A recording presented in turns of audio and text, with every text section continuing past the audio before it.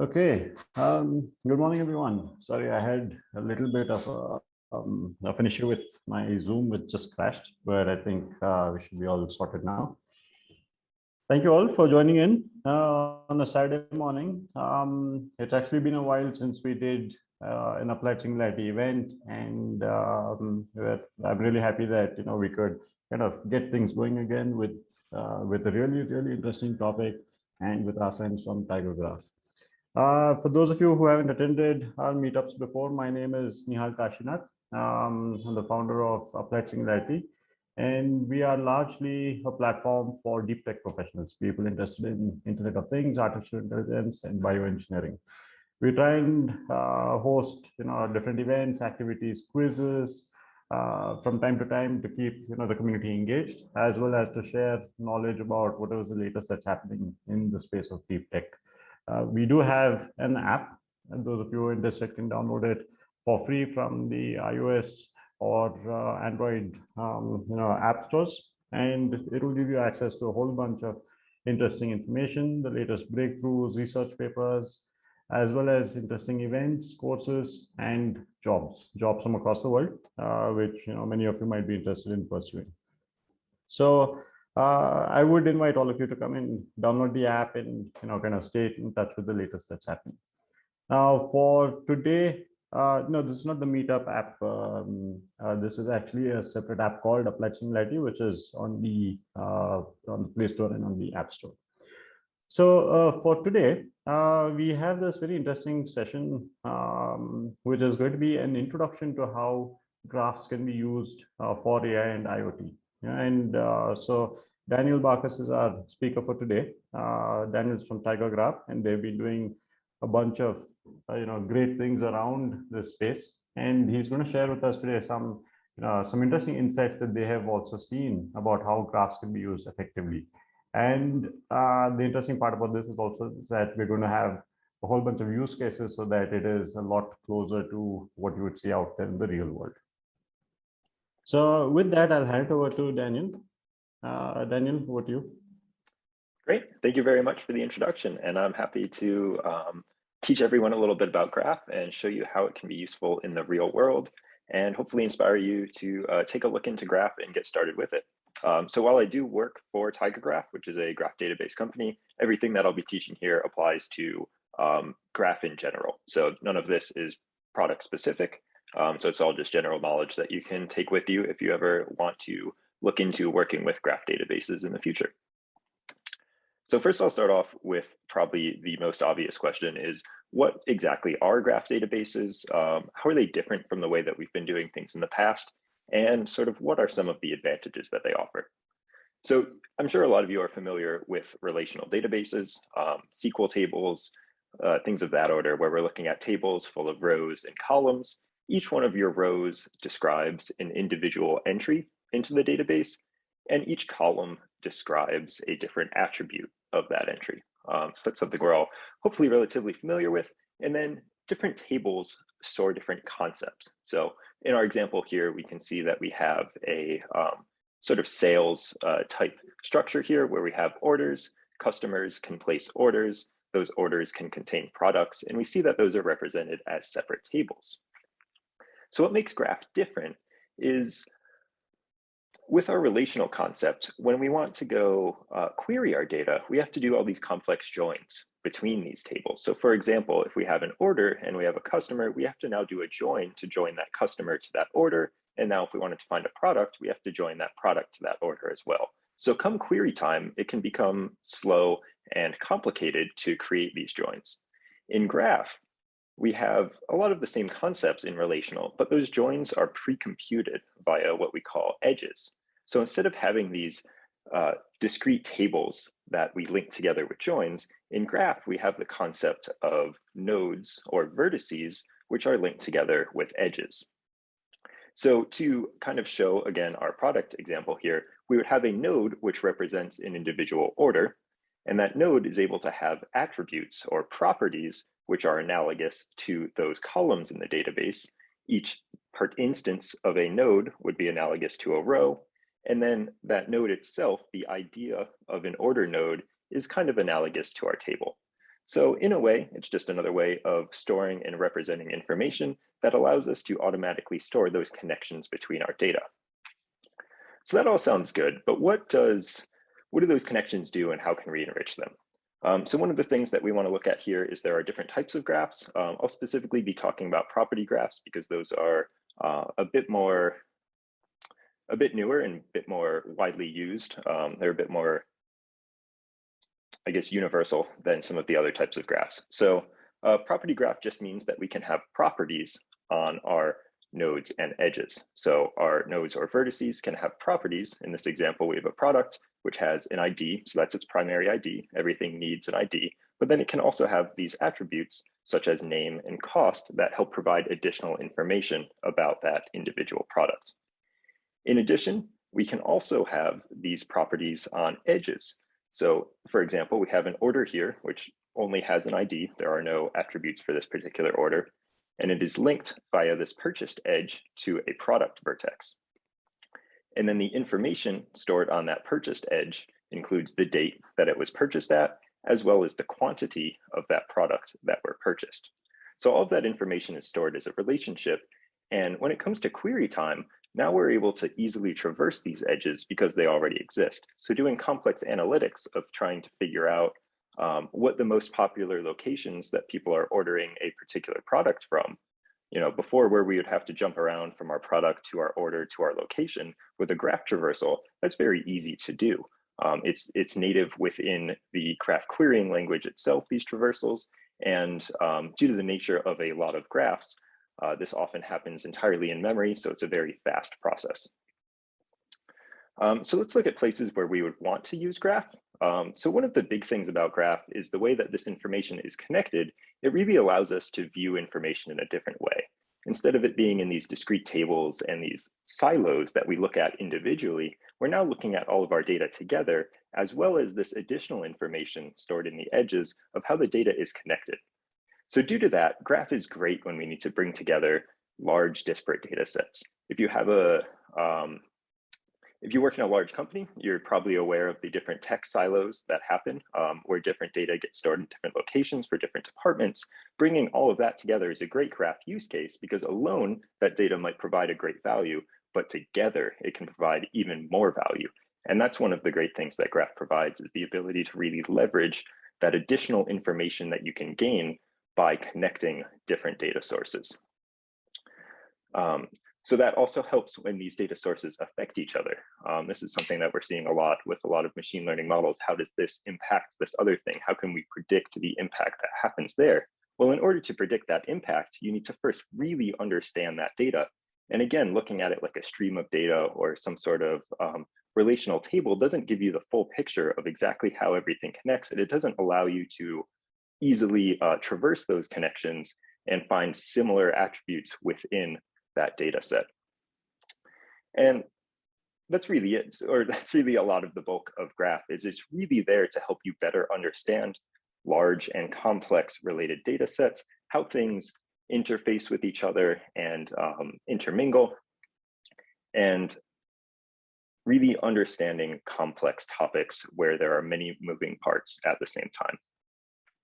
So we'll take a look at I'm going to briefly go over a few of these use cases, and then we're going to get into the more exciting use cases a little bit after this. But the main things that people are using graph for right now, supply chain management is really one of the big ones. If you think about it, a supply chain is a link of different operations that need to happen. You have mining of raw materials, which then gets shipped to factories to be processed, which then gets shipped to other facilities to be assembled into basic components. Those components go into parts, those parts go into products, and those products get shipped off. You have all these connections between those different sources. So that's already naturally just kind of a graph relationship. We have all these things that connect. That's exactly what we were talking about before with vertices and edges between them. So naturally, it's taking a graph structure due to this supply chain. So it makes sense for us to start thinking about our data that way. And when we store our data with those connections like that, now we're able to look at something where we can say, oh, this particular mine was disrupted. There was an issue, we're losing supply from there. So where does that affect our supply chain? What parts and what products down the line are affected by that one particular part, that one particular mine shutting down? We can also do the same thing in reverse, where we can say we have a lot more demand for this one particular product. What resources down the chain do we need to make sure that we have enough of to be able to keep up with that demand? So supply chain is very interesting, and it's a very graph-shaped problem just naturally within itself. Another common use case is fraud detection. So fraud detection is looking for invalid transactions or potentially malicious transactions within a network. And one of the great things that we can do, that graph allows us to do, is again, we're talking about a network of connections, a group of connections with transactions. One person is sending money to another person. Again, we have that graph shape. We have these two things with this other bit connecting them. We are sending money from one person to another. We are making that connection. So it makes sense to store that in a graph. And when we have those different connections with those different transactions between them as part of one of these fraud graphs, we can easily see areas where there's circular patterns in those transactions, which imply things like money laundering or other types of money washing schemes. Or we can look at areas where there's single nodes that have a law branching out from them. Maybe there are a bunch of small transactions and someone is using something like a stolen credit card or other stolen payment device. A lot of this can also be traced back to spam phone calls are using graphs to try and detect fraud, because the fraudsters are able to imitate different phone numbers, but those all kind of follow a particular pattern. And by being able to recognize those patterns, because everything's inherently in a graph shape, then we're able to more easily identify what looks like fraud versus what might just be a regular account. And lastly, for these quick ones, we have Community 360, which is really just understanding a community, a group of people, how they interact. You can think of, Facebook is the kind of basic social network that everyone knows about. It's these relationships between people. You can like posts, you can share your interests, all sorts of things like that. So in a way, Facebook is a graph. The way that information is connected and stored, that is a graphical representation. So Community 360 is a lot like that, understanding your customers, understanding your community, understanding the people who purchase your product, what other products do they purchase, and how can you then recommend them products of yours that fit their lifestyle or fit the other things that they're looking for as well. So the better you can understand someone, the better you can kind of market towards them. But one of the big use cases that I know hopefully you'll be interested in is IoT. And IoT is actually a great area for graph. There's a couple different types of IoT. I'll mainly be talking about industrial IoT here, but really these do apply to broader IoT concepts in general, especially things like smart cities or larger scale IoT developments that we'll be seeing in the future. So one of the concepts popular in IoT is the idea of a digital twin. So a digital twin is more or less a digital representation of a particular part or device that you have in an active environment. And this digital twin is fed with sensor data from the actual part. So essentially all it really is a computerized representation of that part. But what that's great for is when you have this computerized representation, you can tweak it. You can see what happens. So you could attempt to see when a mechanical failure may happen in this device. If you have a bunch of this other sensor information from a bunch of these devices and you've seen one experience sensor failure, then you can now look at what the readings were before that happened, what types of things went wrong, and you can attempt to predict if you see those same types of circumstances happening in one of your current live devices. You can say, oh, we recognize this is going to fail. We need to shift our manufacturing line, or we need to do something to prevent that failure from impacting our operation. But the graph part of this really comes from being able to relate all that sensor information to each other, because there's not just one device. This is why it's called IoT, Internet of Things. There's more than one. There's all these different things that are representing an environment that they're in. And they're not just standalone devices. They may provide standalone readings, but really they're all part of this broader system. And graph allows us to understand and connect that system in a way which we can gain more insights from. So that's really one of the great things that we can do with IoT and graph. Another great example is buildings. A lot of buildings are putting motion and temperature sensors in each individual room instead of just individual, a few locations on the floor of a building. There's one in an office room, there's one in a conference room. So that way, as the day goes by, the sun moves across the building, all these different natural effects affect how heating and cooling might work in the building. Those different sensors are able to keep up and recognize there's no one in this meeting room and the sun shining through the window. So we don't need to turn on the heat in the room because it's being heated up on its own. And there's no one in there that we would need to heat up anyway. So there's that graph connection really allows to see the whole picture instead of just looking at each individual node of an IoT network. It really shows that connection between everything and allows you to get some more information about the overall system. Another great feature of graphs, and part of why I'm really excited about graphs, is that on their own, graphs are exciting and they're a great way to store information and a great way to provide new insights into that information. But graphs are really powerful when coupled with other technologies that we're currently already using.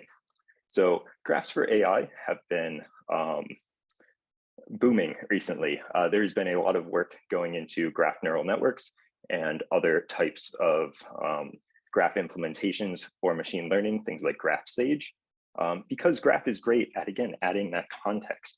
In a way, it creates more data than what you had to begin with because you now have this context around everything. So when you're feeding that into machine learning models, the more data you have, the better. So in a way, being able to generate more data just through these graphical connections, that allows you to train more robust models. And you can see, I really like this top image over here that kind of shows how this works. So these relationships from a particular node are stored as encodings, or embeddings rather, that are then fed into a machine learning model. So anyone familiar with machine learning knows that it likes a fixed size input. You're used to feeding in Cartesian data, things like strings of numbers or grids of image pixels. But a graph isn't that. It's not a fixed size, it's not a fixed shape. So it's something that's a little bit complex. How do we fit this into our machine learning model? So what happens is the graph structure is turned into an embedding. So it's essentially vectorized into something that can be fed into the machine learning model. But how do you decide how much of the graph you want to include, how much is too much, how much is too little? How do you really get that insights from it? So that's kind of really what this, this left image is representing, is kind of that different network size that you can choose from when you're bringing things into the graph. How much depth is really important for your particular use case. So it's showing that we're not just feeding in one point of data at a time, but we're feeding in multiple different one point of data and how it relates to the data around it. So this is useful. Pinterest is actually using this in what they call PinSage, which is their graph machine learning implementation, and they're using it for image recognition. And why this is exciting is because normal image recognition, works a lot by classifiers. We're looking at, is this an image of a dog? Oh, it looks like a dog. Okay. But what this PinSage method does is it takes context into it. So not only is it recognizing one item in the image, but it's recognizing everything in the image, everything that it can, and it's saying, do these things make sense together? So one of the examples they provide is a railing. You would normally find a railing on a balcony or a high up place or somewhere that you don't want to fall off of. So when you're looking at an image, you can say, oh, this is a railing because this was a balcony. But if you have a machine learning model and you take an image and it says this is a railing, but what it really is part of a bed frame, well, with that PinSage method, it can say there's a rug here, there's a lamp here, there's these other parts, there's pillows here. This doesn't make sense for this to be a railing. Railings aren't usually found around these materials. So let's look at something else in our list of what we think this might be. Oh, we think this is a bed frame because that makes sense within the context of the other things that we're seeing in this image. So that's one of the ways that graph is really powerful for machine learning, because it's not just giving you that one point of information, it's giving you that context of the information around it. And that's really what's very valuable. So one more, I'll talk a little bit more in depth about supply chain because it is really something very important. And I think that it also fits in a lot with IoT as well, the way that supply chains and more of our transportation and manufacturing processes are becoming automated. or tracked at a much more granular level. Because really one of the end goal in a supply chain is to have as little spare product sitting in one spot for as little amount of time. So you want, essentially the best method would be to produce something at a factory, and from that factory door, hand it directly to the customer who is purchasing it. Obviously, that's not really possible. We have to have all these intermediary storage facilities as the product goes from factory to storage area to different suppliers, and then eventually down to the stores or even the shipping warehouses where it goes to the customer. So with Graph, though, you have that ability to see that transparency in that chain. And as we go into the future, as we have that ability to individually track these things, that much more granular tracking of individual vehicles within the supply chain carrying individual packages, as we gain the ability to have more refined and cheaper sensors to track the positional accuracy of those things, we can better predict for those broader supply chain demand fluctuations, as well as for fluctuations in the supply end of things as well. So this is actually one of our examples from a customer, a large car auto manufacturing customer, and we were able to bring together a bunch of different data sources. So for them, it was 12 different data sources across 23 different relational tables. So we were able to take all of that, bring it into one graph, so one area where they could get an overview of their entire supply chain. And it was able to reduce their supply chain management time from 3 weeks down to 45 minutes. So what used to be this big multiple meetings where all these different heads of these different departments would bring out their reports trying to predict how many cars will sell, and then of that, how many of each specific model will get sold, and then of those models, how many of which individual parts need to order, what we need to put in as a minimum part count for an individual supplier, because you get penalized if you say, hey, we're going to need 10,000 parts, but then you only order 8,000. The manufacturer still made 10,000. You still have to pay for 10,000, even if you didn't need them. So you want to make sure that you're getting your right estimations there. So there were these big meetings to really plan out all of this, but now it's just queries. All this information's there. You really just have to forecast demand. You feed that demand into the graph, and the graph will spit out your outputs for you because it has all of those connections. It knows exactly which parts are in which model of which car, and it's able to then go through that supply chain and tell you how many of each individual part you need to look at forecasting. So I think that that's really cool that we're approaching the area where we can make these complex decisions with more automated processes, and we can take a lot of that less interesting work out of the equation and replace it with now, what are the new questions that we can answer with all of this information in one place? What are the different areas that we can leverage Graph in, where it's not just managing our supply chain, but how can we now more effectively manage different parts of our company? Or how can we more effectively predict sales using this same type of methodology?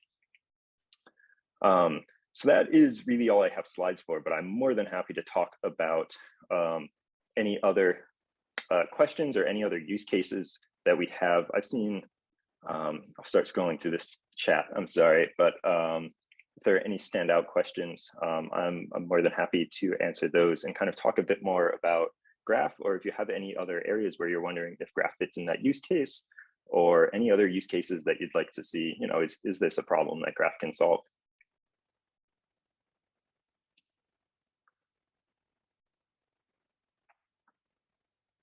Oh, I see a lot of great questions here. Sorry, I'm just scrolling through these right now. I'll start answering things as I go. Let's see.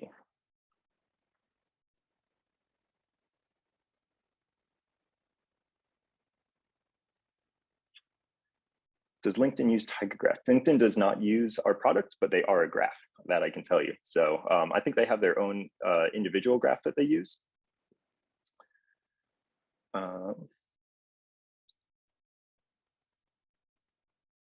Let's see.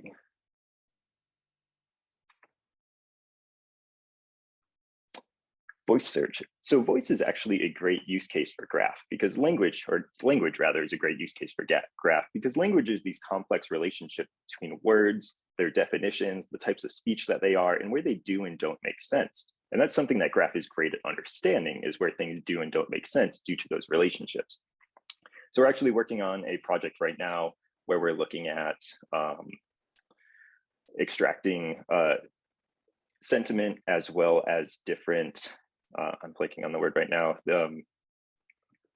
entities from speech. And we're looking to try and relate different speech patterns and different phrases that people are saying. So we would like to be able to do this with text as well. We're also doing it with text, but the idea is a note-taking app essentially that knows what you're talking about. You write a note and you've written other notes about that similar thing. It's able to see the similarity in the topics that you're talking about between those notes, and now it can relate those notes to each other. That's obviously one very narrow example, but it kind of gives an example of how graph and language just very easily fit together, because our language is a relationship between different words, based on the order that we put them in, or how they're pronounced, or how we speak of them. It really changes the inflection of their meaning. There's all these different variables that affect the overall tone or meaning of a sentence, and you really need to be able to take all of these into account.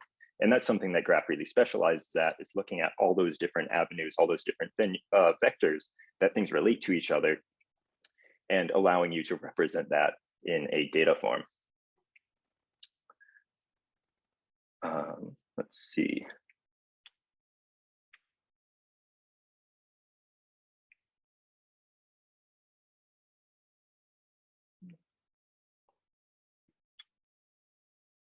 Construction industry is pretty interesting. I think depending on what you're looking to do in the construction industry, graph can definitely fit in.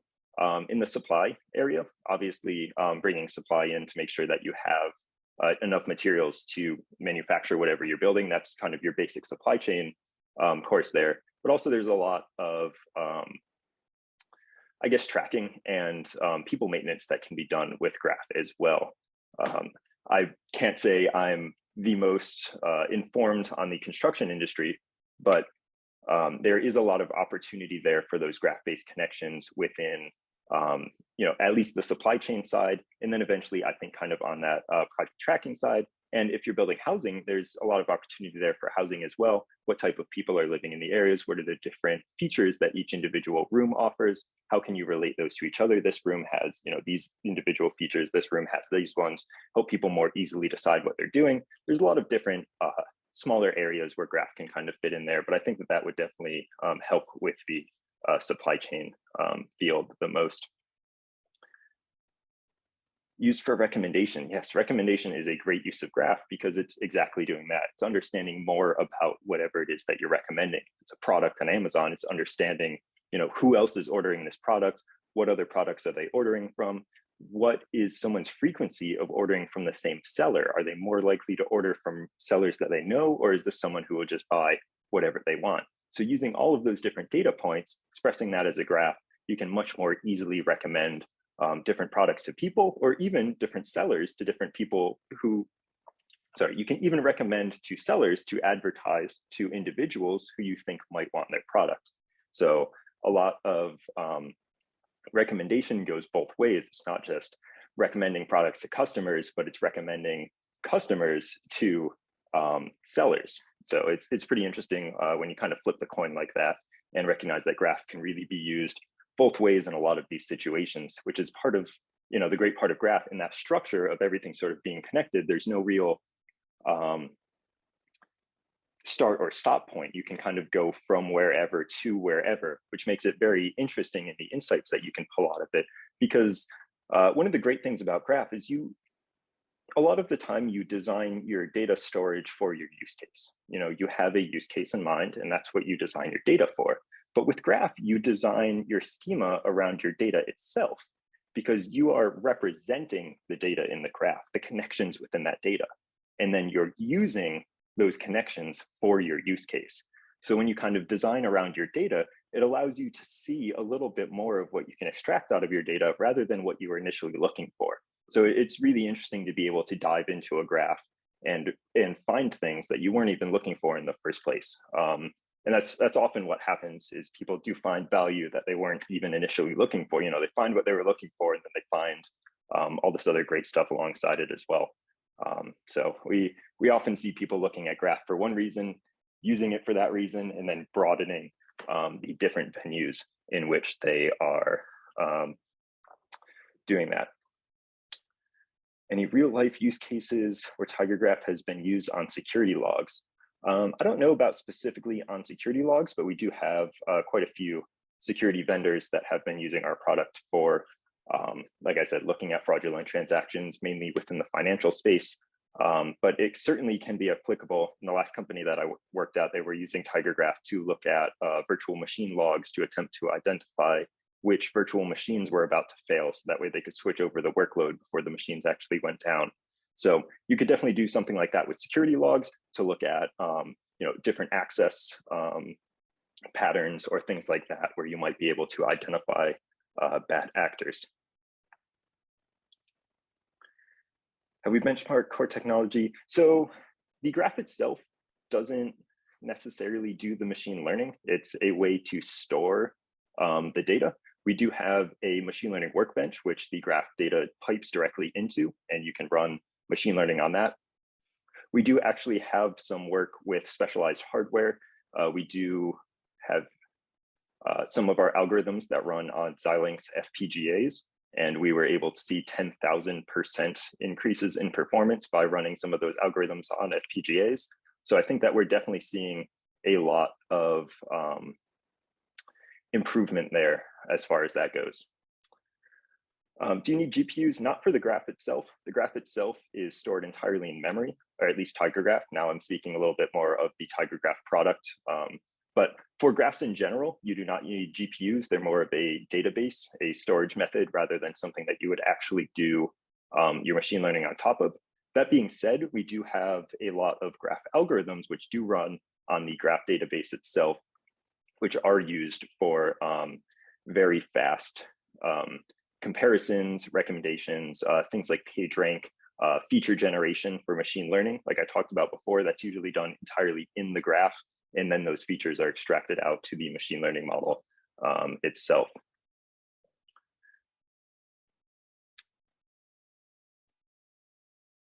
So let's see. 3 to 4 characteristics of a problem statement use case that graph would best approach. Yes.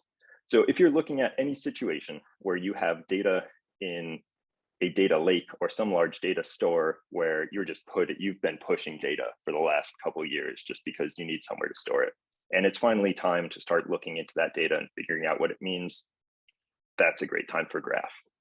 When you have multiple data sets that you're looking to bring together to get more information out of them, I used to work at a healthcare company. We were looking at the correlation between users' activity levels and their healthcare claims. So is a user who's more active, do they cost us less money? So we had to bring together these two data sets, one with all of this fitness data and another with all of the healthcare data. We had to put them together so we could look at the insights across those. Anytime you're trying to do that, that is a graph problem. Let's see what else. Yeah, it's really just any time where you're trying to take a complex data set, something that you think about having to write the SQL queries and all the joins to go through it and your head starts to hurt. If you're thinking like that, then it's time to start looking at graph, because it makes that process so much simpler, so much more intuitive, and gives you more value out of the information that you can get from it. Let's see. Yeah, GPUs, you do not need a GPU unless you're doing some sort of dedicated machine learning on it, but the graph itself does not need a GPU. Optimization problem, since we're using FPGAs. So the FPGAs are actually a limited use case. That's one of our customers is using those FPGAs. That's not a core part of the TigerGraph technology. That's just something that we've expanded to in order to offer some of those performance optimizations. But otherwise, the core of TigerGraph is built in C++. So if you want to write your own custom algorithms to do that type of similarity or recommendation calculations, things like that, things that are a bit more advanced than a query. I mean, our language is fully Turing complete, so anything that you could want to do, you could do within just a query. But if you're really looking for that maximum performance, you can write in C++, should you be looking to.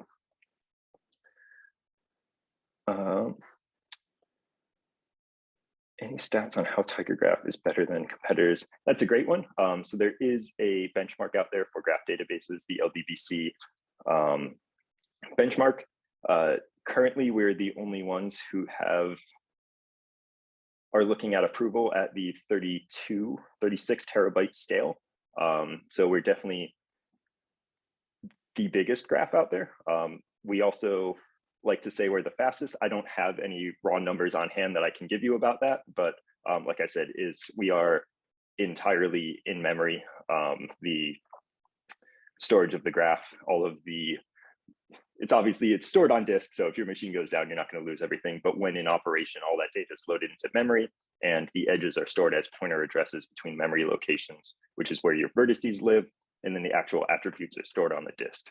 So navigating the graph is extremely quickly because you're just hopping pointers between memory locations. So it allows for some very impressive querying, as well as very performant as well. So we do offer a free tier of TigerGraph. So it's a 50 gig box. It has, I believe, 8 or 16 gigs of RAM. But I can tell you that I've successfully deployed a graph of over 500 million edges on that free tier solution, and it's been able to handle it without any issues. So it is very impressive sometimes, the performance that you can get out of it. And that is, like I said, we do offer that for free. If anyone's looking to try out TigerGraph, we have a bunch of starter kits ranging from IoT, fraud detection, any of the use cases I've talked about, as well as multiple more that are available for you to try out. You just create a free account, you click on the starter kit you want, it'll spin up a TigerGraph cloud box, and you can go ahead and work with it. Great question about open source. The TigerGraph product itself is not open source, but a lot of our connectors, plugins, and other projects are. So yeah, the product itself is not, but we do have plenty of open source options for interfacing with it, one of which is PyTigerGraph. So if you're a Python developer, we have a Python package which you can just use to do anything that you want with your TigerGraph solution. Have you deployed TigerGraph on compostable architectures? I'm not sure I understand what a compostable architecture is. I may be missing something on that, but we do offer TigerGraph in the cloud, on-prem. You want it as a Docker image, so you can run it on your own machine, perfectly fine. You want to install it on your machine, that's fine. You just want to spin up a cloud instance through our cloud portal. There you go. So there's all sorts of different ways which you could use the TigerGraph graph product. Okay to reach out to me? You bet. I love answering questions about TigerGraph. It's a large part of why I'm here. So happy to answer any of those questions. Also, I will take this time to plug. We are running currently a Graph for All challenge with a $1 million prize pool. So this is a large hackathon. It is submission deadline is coming up sometime in April, mid-April. So there's plenty of time to work on it, about 2 months. Still get going. So if you're interested in Graph, if you want to hear from some domain experts on things that people are trying to do with Graph and problems that they're trying to solve with it, then I recommend you check that out. Could be a great opportunity to learn a little bit more about graphs and maybe win some money in the process. So I'm sure Kaylee will provide the links for that in the chat. And additionally, we'll be providing a document which has a bunch of links where you can learn more about Graph, learn more about TigerGraph, as well as come join the TigerGraph developer community. We are more than happy to talk about TigerGraph as well. Oh, sorry, I'm just seeing some more questions on the Q&A tab.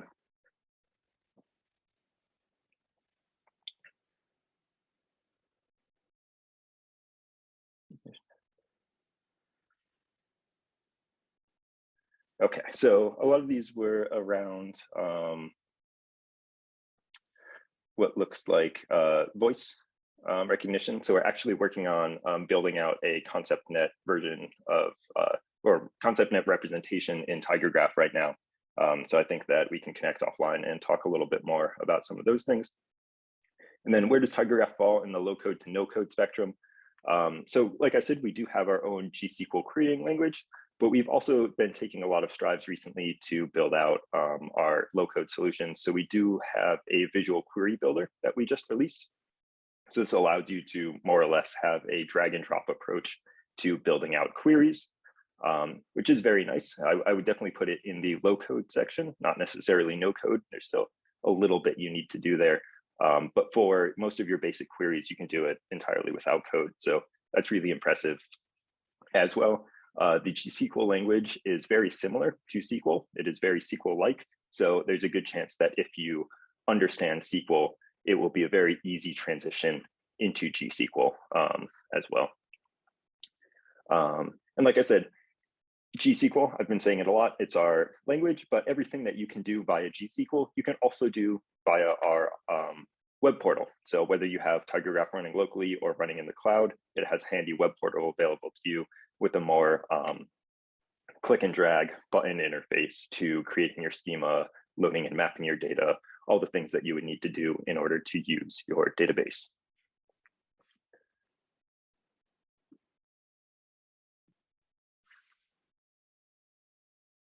Got it. So yeah, TigerGraph is not currently running on composable architecture. It is persistent. So it does need to be running to be interfaced with. But when it is running, it does provide REST endpoints for interfacing with it. So a lot of the interactions with the server can just be done over REST calls, which makes it very easy to integrate with. So yeah, that's really all I had. I'll take any last questions if they trickle in. Otherwise, feel free to connect with me on LinkedIn. I believe I've included a link to my LinkedIn in that link document. And I'm more than happy to answer questions, or any questions that I can't answer. I'm more than happy to find someone from the company who can answer those questions for you, or direct you to any of the resources that we have where you can learn some more about Graph or TigerGraph. This question. So how is TigerGraph advantageous when compared to competitors like Neo4j? Scale and performance is really where that comes in. So one of the great things about TigerGraph is it's massively parallel.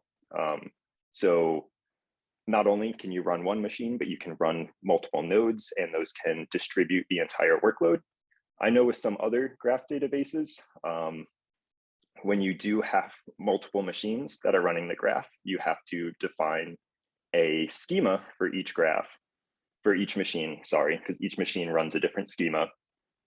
And then when you're writing a query, you have to write an individual query for each one of those individual nodes, because they're each running those different schemas. So when you have these large clusters, it makes it very complex to maintain that schema across the cluster. And then oftentimes those aren't true clusters. Like one of our competitors with Neo4j uses their Fabric methodology, and that's not truly a distributed workload. That's a central node that talks to other nodes to then get the results from them. Whereas with TigerGraph, everything is massively parallel. So it is significantly quicker, and you only need one query. You only need one schema. You only need one query, and the graph does all the hard work for you instead of you having to manage that spread across the graph. As well, the C++ implementation and the direct memory storage just make TigerGraph extremely quick. Like I said, I don't have any raw numbers that I can give you as far as benchmarks. We do have those on our website, so I recommend, if you're looking for performance metrics, please go check those out. Let's see. Memory footprint of the core technology. So we do run some pretty impressive compression algorithms on the data, and the memory footprint is about 60% of your data size. So if you have a 50 gig data set, you can get away with about 30 gigs of memory. And so how is our algo compared to GraphQL? So GraphQL is kind of a different thing. GraphQL is a way of describing like a query. GraphQL is more of a language than necessarily an algorithm. So I will say that we do support GraphQL. If you don't want to learn GSQL, you can interface with your graph via GraphQL. So if you already know GraphQL, that can be a great way to jump into learning graph. But yeah, GraphQL is more of a way of describing the hierarchy, the graph pattern when making a request, rather than necessarily doing running algorithms on it. So a lot of our algorithms do run under the hood at the C++ level to enable them to be as quick as possible across that data set. Can I be more precise in explaining? So we have somewhere, let me see if I can find it. I'm going to jump out of this PowerPoint real quick. On our website, we have a great image which shows the TigerGraph architecture and kind of how that parallel computing works. I'll see if I can pull it up real quick. I'm just waiting for the Zoom bar to go away so I can get to my tabs. Sorry.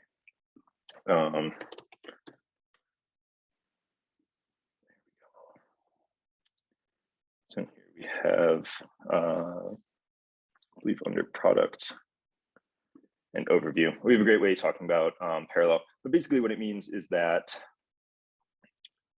we're not hitting one vertex at a time when doing the operations. We're using the entirety of the compute power across as many threads as we can manage to be able to hit as many points in the graph as possible at one time in order to run our algorithms as fast as possible. A lot of other methods aren't able to do that. So you just don't get that core activation across the entire graph. Let me find, yeah, sorry, but if you dig around on our website a little bit, that we do have a great image showing off the architecture and parallelization. I don't know, I'm not able to find it right now.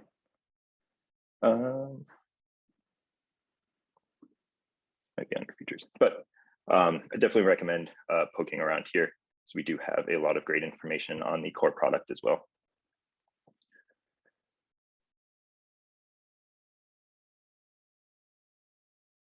We deployed it into automotive infotainment. I can't say that we have.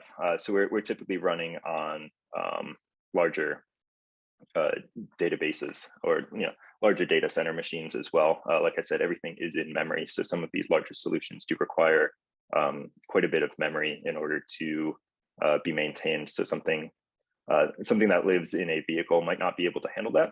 But like I said, it could be able to communicate with TigerGraph via those REST endpoints. So I've even written some code. I have a MicroPython library for interfacing with TigerGraph from microcontrollers. So it's definitely something where you're not really limited in terms of interfacing with it, but the hardware that you need to run the TigerGraph interface itself, you need at least 8 gigs of RAM to be able to just kind of start the solution up. So that is a limitation there as for running the actual database itself.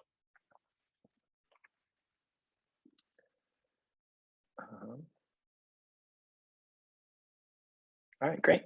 Yeah, so it looks like that's really all I have. I'll give Nihal some time to wrap up if you'd like. And anyone who has more questions for me, please feel free to reach out to me on LinkedIn, by email, or however, and I'll be more than happy to try and answer those questions or direct you to someone who can answer those questions.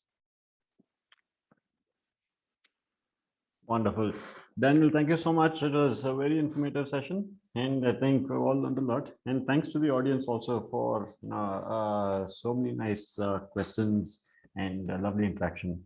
I just wanted to quickly get the pulse from our audience. Would you guys like to have more sessions on graphs? And if so, would you like it to be any specific area? Do you want to look at specific industries? Do you want to look at the technologies? Please go ahead and put in the chat if there's anything specific that you would like us to cover in the future. We'll try and put something together.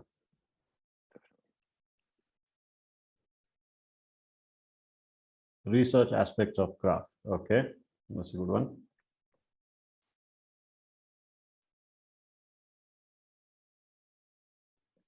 We can also do a kind of walkthrough of how to build out a graph too. Dan gave a lot of material in the master document that I shared, and I can share it again. And so that walks you through the whole process of building out your own graph from the beginning to the end. Yeah, cool example of a graph neural network. That's a great one. We've just released our machine learning workbench, and that's one of our examples actually. So I'd love to do a presentation a bit more on how that works as well. Yeah, and we're going to be doing a machine learning workbench webinar in April. So it's coming up. I'll get the exact date. So we'll make sure you guys are invited if you're interested in that. But it's going to be a different time for you, might be too late. So in the night, because we're both on Eastern Standard Time.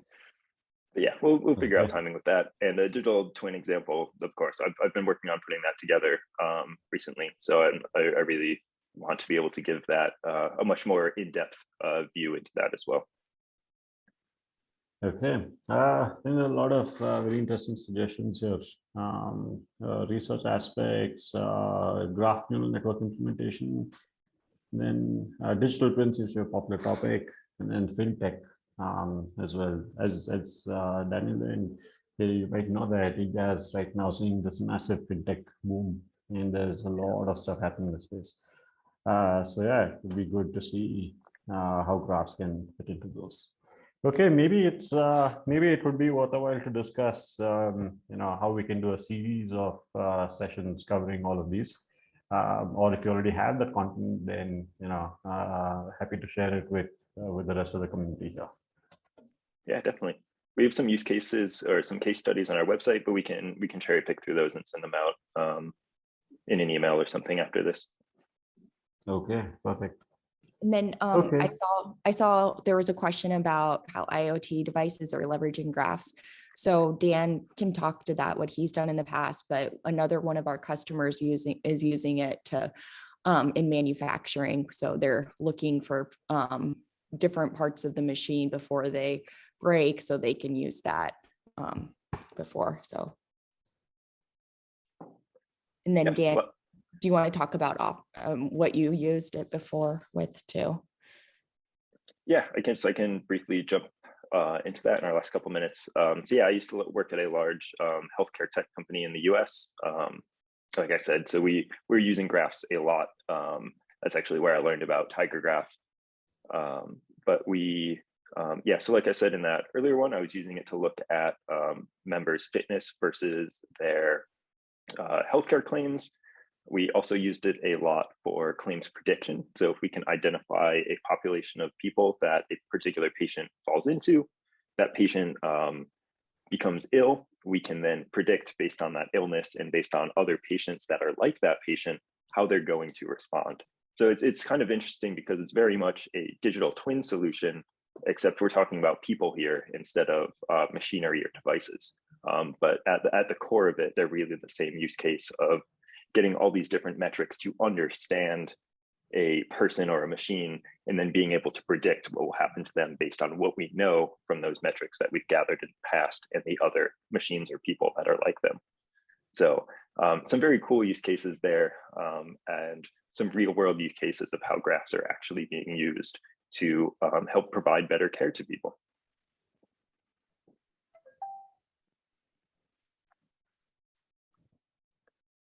Okay, wonderful. Okay, thank you everyone. Thanks so much for your time. I hope you had a very insightful learning about graphs, and I do hope that you'll spend more time looking at what all of this is and how you could potentially use it in your projects or in your work. With that, I think we'll wind up. Thank you once again, Kaylee and Daniel, for putting this together. We look forward to hosting you again in the near future. Great. Thanks, everyone. Have a good weekend. Yeah, thank you. And we'll follow up to if there's any more questions. So thanks again.